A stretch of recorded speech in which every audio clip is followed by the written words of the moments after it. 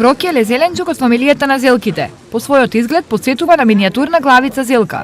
Тој е двогодишен зеленчук кој во македонската кујна се користи се почесто. Да, у супа, во супа. Добро, свеж се јаде, а у супа не сум го ставала до сега. Се обарува во вода и се гарнира со кромпир и така. Од озгора прелив.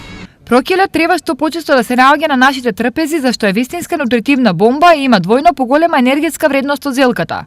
Тој содржи голема количина на витамин С и витамини од групата Б и А. Исто така во него има многу калциум, калиум, магнезиум, фосфор и бета-каротен.